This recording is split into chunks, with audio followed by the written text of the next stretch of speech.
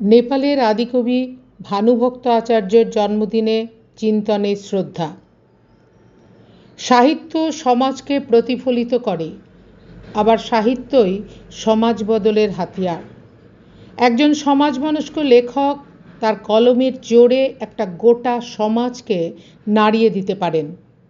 লেখকের নতুন চিন্তা চেতনার আলোকে মানুষ নিজেকে বিচার করার শক্তি অর্জন করে। সুদূর অতীতের এমনই একজন বিশিষ্ট নেপালি লেখক ও ভক্ত কবি ভানুভক্ত আচার্য। দ্বিশতবর্ষ পূর্বে 1814 সালের 13ই জুলাই নেপালি দিনপঞ্জি অনুযায়ী 29শে আষাঢ় নেপালের তনহু জেলার রামসা গ্রামের এক বর্ধিষ্ণু ব্রাহ্মণ পরিবারে ভানুভক্ত জন্মগ্রহণ করেন। সেকালের ব্রাহ্মণ পরিবারের রীতি অনুযায়ী পিতা পিতামহর কাছ থেকেই তাঁর সংস্কৃত পাঠের সূচনা হয়। পরে ভানুভক্ত বারাণসী থেকে সংস্কৃত ভাষা, সাহিত্য, পুরাণ ও শিক্ষা গ্রহণ করেন, যার ফসল ফুটে ওঠে তাঁর শ্রেষ্ঠ সৃষ্টি নেপালের ভাষায় রামায়ণের অনুবাদ ভানুভক্তর রামায়ণ গ্রন্থে।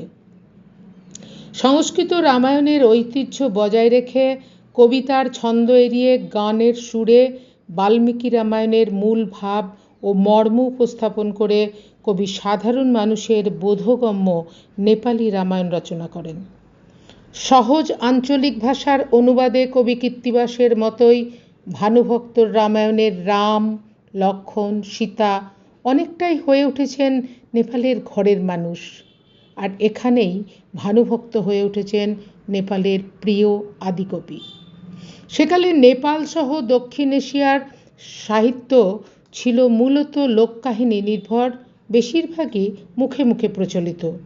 ভানুভক্তই প্রথম নেপালি কবি যিনি সহজবোধ্য ভাষায় সঙ্গীত আকারে লিখিত রামায়ণ উপহার দিয়ে সংস্কৃত জ্ঞানহীন নেপালের সাধারণ মানুষকে রামায়ণ কাহিনী সম্পর্কে আগ্রহী করে তোলেন।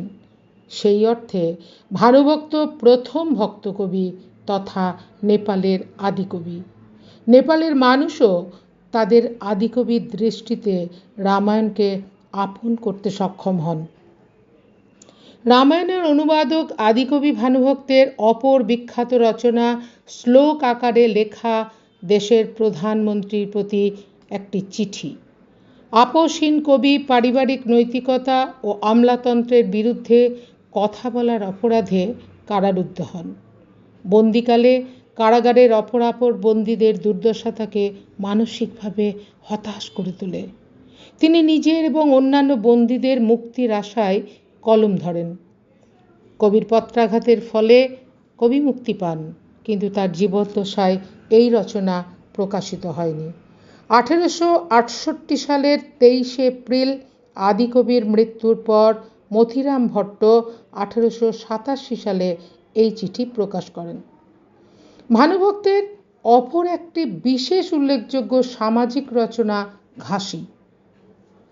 ধনী মানুষেরা অনেক ধনসম্পত্তি সঞ্চয় করে, বড় বড় অট্টালিকা বাড়ি তৈরি করে, কিন্তু সেই অর্থে কোনো দান পুণ্য তারা করে না।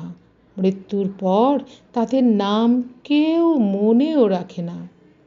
এই ঘাস কাটার মানুষটি ঘাসি অত্যন্ত গরীব, তবুও সে একটি সুন্দর কুয়ো বা জলাশয় নির্মাণ করেছে। সে ভাবে যে লোকে যেন জল খেয়ে তৃপ্তি পায়। এই মহৎ উদ্দেশ্যেই সে তার সামান্য অর্থ ব্যয় করে। এই কাহিনীর দরিদ্র ঘাস কাটুয়া চরম দারিদ্র্য অস্বীকার করে তিলে তিলে সামান্য অর্থ সঞ্চয় করে ভাবেন এই অর্থ তিনি মানুষের কাজে লাগাবেন, যাতে তার মৃত্যুর পর তিনি সমাজের মনে স্থান পান। ঘাসুয়া তার সঞ্চিত অর্থে একটি পানীয় জলের কুয়ো খুঁড়লেন। ঘাস কাটুয়ার এই কুয়ো অসংখ্য মানুষের জীবন রক্ষা করল। সমাজে যখন রক্ষক অভিজাত শিক্ষিত ধনাঢ্য ব্যক্তিদের দরিদ্র শোষণ করে অর্থের পাহাড় তৈরি মূল লক্ষ্য, তখন এই অশিক্ষিত ঘাস কাটুয়ার জীবন দর্শন কবি ভানুভক্তকে অনুপ্রাণিত করে। কবি এই কাহিনীর নীতিকথা সমাজ মানুষের মনে প্রসার ঘটাতে রচনা করলেন তাঁর বিখ্যাত রচনা ঘাসি।